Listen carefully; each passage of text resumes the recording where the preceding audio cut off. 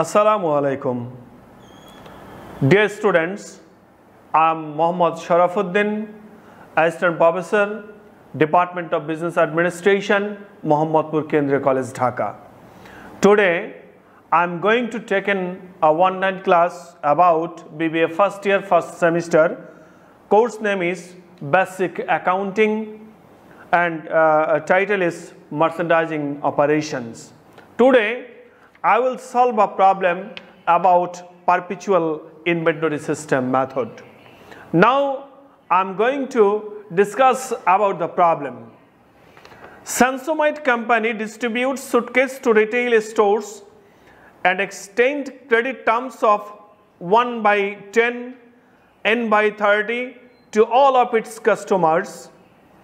At the end of the June, Samsonite inventory consisted of suitcase costing taka 1,200. During the month of July, the following merchandising transactions occurred.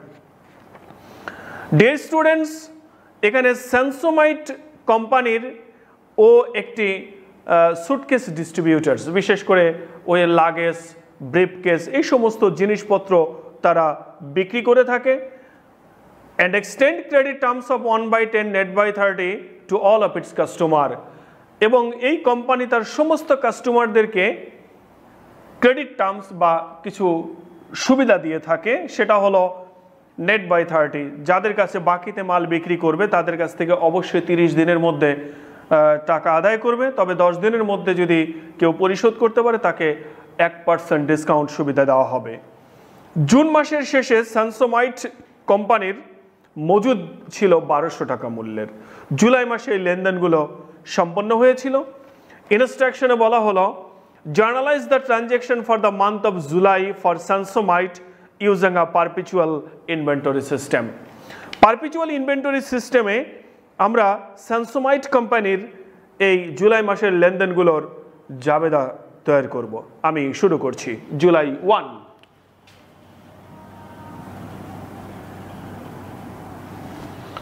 July 1 এ বলা হলো purchased suitcase on account for 1,800 from trunk manufacturers, FOB destination, terms to buy 10, net by 30। যে আমরা trunk manufacturers এর কাছ থেকে 1800 টাকার suitcase বাকিতে ক্রয় করেছি। FOB destination, free one board destination, একটা কথা লেখা আছে এখানে FOB destination, free one board destination. এটার কথাটা হলো এই ক্রয়কৃত মালের বহন খরচ বিক্রেতা পরিশোধ করবে। আমরা Samsonite কোম্পানি, আমরা ক্রেতা, আমরা ক্রয় করতেছি ট্রাঙ্ক ম্যানুফ্যাকচারের কাছ থেকে, ট্রাঙ্ক হলো বিক্রেতা, তাই এই মালের বহন খরচ বিক্রেতা ট্রাঙ্ক ম্যানুফ্যাকচারারকে পরিশোধ করতে হবে। The appropriate party also made cash payment of 100 for freight on this date। এবং অ্যাপ্রোপ্রিয়েট পার্টি মানে ট্রাঙ্ক ম্যানুফ্যাকচারার ওরা এই মালের বহন খরচ পরিশোধ করেছে, এটি আমাদের কোনো লেনদেন নয়। আমরা 1800 টাকার পণ্য ক্রয় করেছি বাকিতে, এটার জাবেদা করব। প্রিয় ছাত্রছাত্রীরা, আমরা ইতিপূর্বের ক্লাসে তোমাদেরকে বলেছিলাম পারপিচুয়াল ইনভেন্টরি সিস্টেমে ক্রয় সংক্রান্ত সকল আইটেমকে আমরা মার্চেন্ডাইজ ইনভেন্টরি বলবো। আমি পণ্য ক্রয় করেছি, তাহলে জাবেদায় লিখব merchandise inventory debit 1,800 and accounts payable credit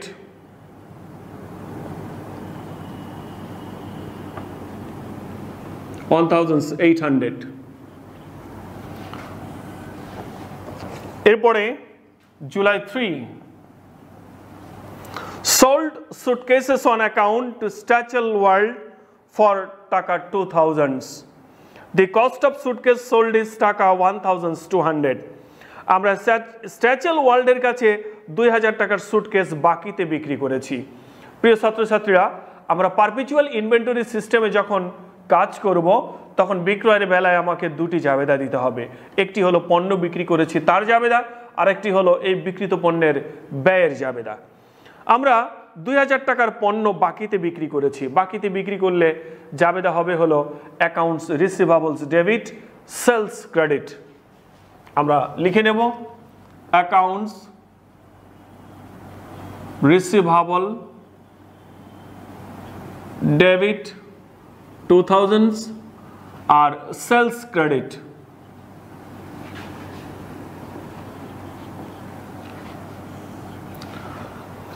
বিক্রয়ের বেলায় দুটি জাবেদা দিতে হবে। দ্বিতীয় জাবেদাটি হলো এই পণ্যে যা বিক্রি করেছি তার ব্যয়ের জাবেদা। The cost of suitcase sold is টাকা 1200। আমি যে পণ্যগুলো বিক্রি করেছি তার ব্যয় ছিল 1200 টাকা। বিক্রিত পণ্যের ব্যয়ের জাবেদা হলো cost of goods sold debit merchandise inventory credit. আমরা এখন লিখব দ্বিতীয় জাবেদাটা cost of goods sold debit 1200 আর মার্চেন্ডাইজ ইনভেন্টরি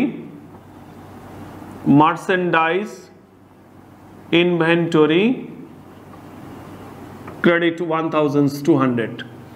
আমি প্রথম জাবেদায় বিক্রয়ের জাবেদাটা দিয়েছি, দ্বিতীয় জাবেদাটা দিলাম এই বিক্রিত পণ্যের ব্যয়ের জাবেদা।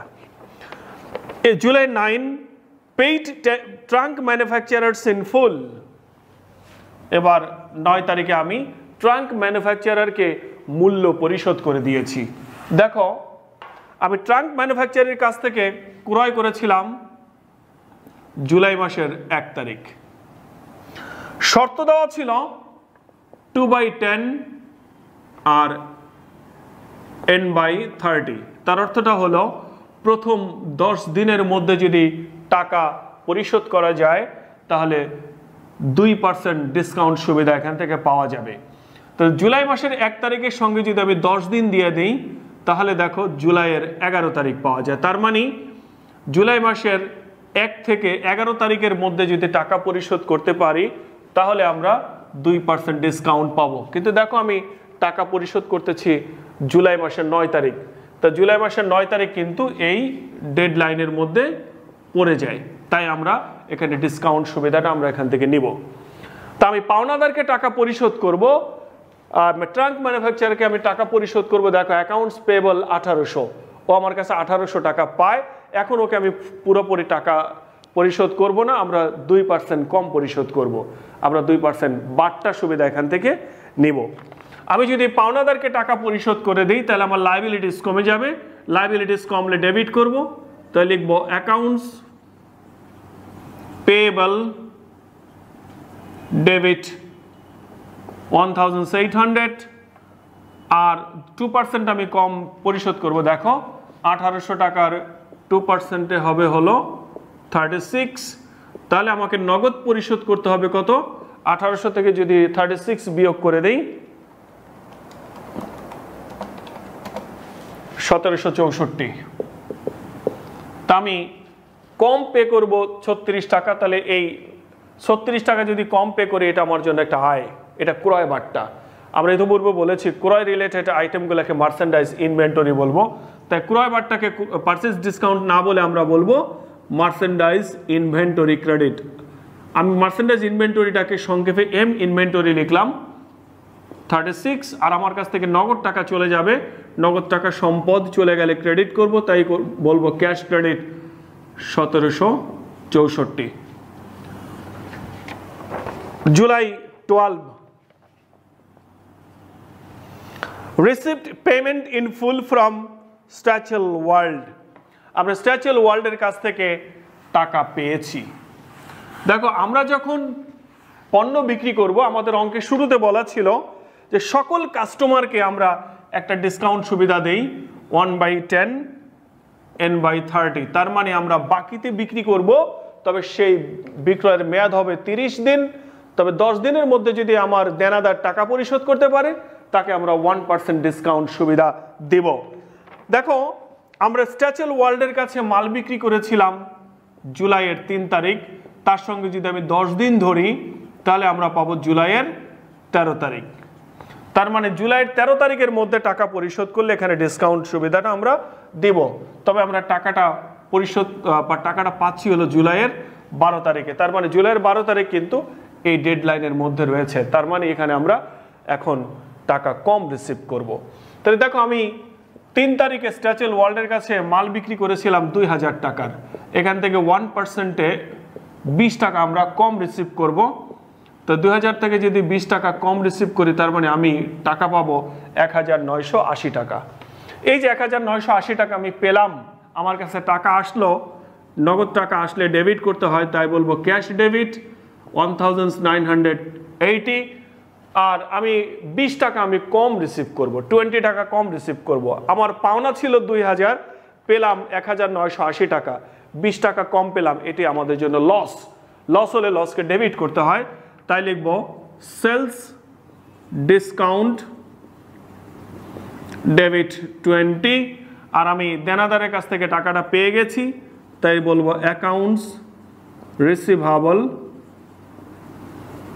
ক্রেডিট 2000। এরপরে হলো জুলাইয়ের 17। sold suitcase on account to the going concern for 1500, the cost of the suitcase sold was 900। আবার আমরা পণ্য বিক্রি করেছি গোয়িং কনসার্নের কাছে, বাকিতে বিক্রি করেছি। বাকিতে বিক্রি করলে আমার জাবেদা হবে হলো accounts receivables debit sales credit, মানে দেনাদার ডেবিট আর বিক্রয় ক্রেডিট। তো আমরা আবার লিখব accounts receivable debit 1500, sales credit 1500। বিক্রয়ের বেলায় দুটি জাবেদা দিতে হয়। এবার আমরা কস্টের জাবেদাটা দেব। দেখো ইতিপূর্বে আমরা এই যে 3 তারিখে কস্টের জাবেদা দিয়েছি, cost of goods sold debit আর মার্চেন্ডাইজ ইনভেন্টরি ক্রেডিট, ওটি আবার লিখব cost of goods sold debit merchandise inventory, এটিকে আমরা সংক্ষেপে এম ইনভেন্টরি নামে লিখে দিলাম ক্রেডিট। এখানে টাকা হলো 900।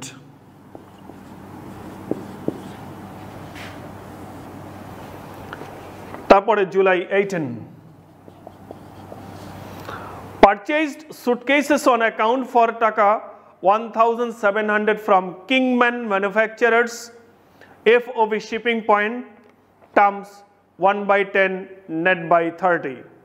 আমরা কিংম্যানের কাছ থেকে 1700 টাকার পণ্য ক্রয় করেছি বাকিতে। এবার বাকিতে ক্রয় করেছি, শর্ত ছিল এই 1/10 net by 30। আর একটা কথা ছিল FOB shipping point. Shipping point, এই FOB শিপিং পয়েন্ট থাকার অর্থটা হলো ক্রেতাকে মালের বহন খরচ পরিশোধ করতে হবে। The appropriate party also made cash payment of 100 for freight on this date। এবং অ্যাপ্রোপ্রিয়েট পার্টি মানে ক্রেতা 100 টাকা মালের বহন খরচ পরিশোধ করেছে। আমরা ক্রেতা, আমরা মাল ক্রয় করেছি, আমরা ক্রেতা, আমরা 100 টাকা মালের বহন খরচ পরিশোধ করেছে। তার মানে আমার এখানে ক্রয় পরিবহন আছে 100 টাকা। এই 100 টাকা আমি ক্রয় পরিবহনও পরিশোধ করেছি। তা আমি 1700 টাকার পণ্য ক্রয় করেছি। আগে এই জাবেদাটা একটু করব। তুমি 1700 টাকার পণ্য ক্রয় করলে আমার নর্মাল জাবেদা হবে হলো যে যেহেতু পারপিচুয়াল মেথডে করছি, ক্রয় সংক্রান্ত আইটেমগুলোকে আমি মার্চেন্ডাইজ ইনভেন্টরি বলবো, ক্রয় না বলে আমরা বলবো মার্চেন্ডাইজ ইনভেন্টরি ডেবিট। আর বাকিতে ক্রয় করেছি অ্যাকাউন্টস পেয়েবল ক্রেডিট, আমরা লিখে দিচ্ছি মার্চেন্ডাইজ ইনভেন্টরি ডেবিট 1700 আর accounts payable credit, accounts payable credit 1700। এবং একই সঙ্গে এবার বলা ছিল 100 টাকার পরিবহন ব্যয় বা বহন খরচ পরিশোধ করেছি। ক্রয় পরিবহন বাবদ যদি 100 টাকা পরিশোধ করে আমার নর্মাল জাবেদা দাঁড়ায় ক্রয় পরিবহন ডেবিট আর নগদান ক্রেডিট। তবে এটা পারপিচুয়াল মেথডে ক্রয় পরিবহন না বলে এটাকে আমরা মজুদ পণ্য বা মার্চেন্ডাইজ ইনভেন্টরি বলবো। আমরা বলবো ক্রয় পরিবহন না বলে বলবো মার্চেন্ডাইজ ইনভেন্টরি ডেবিট 100। আর এটি পে করতে গিয়ে আমার কাছ থেকে নগদ টাকা চলে গেছে, তাই ক্যাশ ক্রেডিট 100 টাকা। এরপরে জুলাইয়ের 20 তারিখ,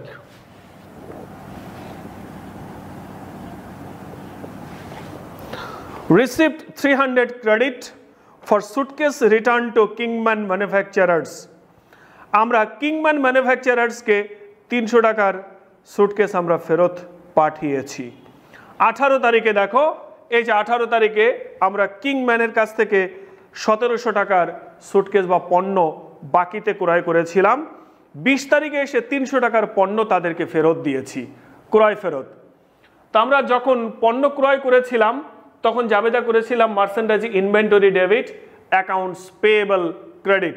দেখো, ক্রয় করার সময় যেহেতু এই কাজ করেছি, তাহলে ফেরত দেওয়ার বেলায় জাস্ট এটাকে উল্টিয়ে দিলেই হয়ে যাবে। এখন আমরা ক্রয় ফেরতের জাবেদাটা একটু লিখব, অ্যাকাউন্টস পেয়েবল ডেবিট 300 আর মার্চেন্ডাইজ ইনভেন্টরি ক্রেডিট 300। জুলাইয়ের 20 তারিখের পর জুলাইয়ের 21 তারিখ, received payment in full from the Going Concern. Going কনসার্নের কাছ থেকে আমরা টাকা পেয়েছি। দেখো, গোয়িং কনসার্নের কাছে আমরা মাল বিক্রি করেছিলাম জুলাইয়ের 17 তারিখ, আর আমরা যখন পণ্য বিক্রি করব তখন আমাদের শর্ত ছিল 1/10 নেট বাই 30। তার মানে এই 17 তারিখের সঙ্গে যদি 10 দিন যোগ করি তাহলে জুলাইয়ের 27 তারিখ দাঁড়ায়। 17 থেকে 27-এর মধ্যে যদি আমরা টাকা রিসিভ করি তাহলে আমরা 1% ডিসকাউন্ট সুবিধা আমরা দিব। দেখো, আমরা টাকা পেয়েছি জুলাইয়ের 21 তারিখে, তার মানে জুলাইয়ের 21 তারিখ কিন্তু জুলাইয়ের 27-এর মধ্যেই রয়েছে, এখানে আমরা ডিসকাউন্ট সুবিধা দিব। আমরা গোয়িং কনসার্নের কাছে পণ্য বিক্রি করেছিলাম 1500 টাকা। এই 1500 টাকার মধ্যে 1% যদি ডিসকাউন্ট হয় তাহলে 15 টাকা ডিসকাউন্ট হবে। তাহলে 1500 থেকে যদি 15 টাকা বাদ দেই তাহলে 1485 টাকা আমরা রিসিভ করব। তো জুলাইয়ের 21 তারিখে আমরা টাকা পেয়েছি 1485 টাকা। আমার কাছে নগদ টাকা আসছে, নগদ টাকা আসলে ডেবিট করব, তাই বলবো ক্যাশ ডেবিট 1485। আর আমি 15 টাকা আমি কম নিয়েছি, আমি ডিসকাউন্ট দিয়েছি। এই যে আমি যে টাকাটা কম নিলাম এটা আমার জন্য একটা লস হলে লসকে ডেবিট করতে হয়। এটা হলো বিক্রয় বাট্টা, এটা আমার লস হয়েছে, তাই লসকে ডেবিট করব, সেলস ডিসকাউন্ট ডেবিট 15।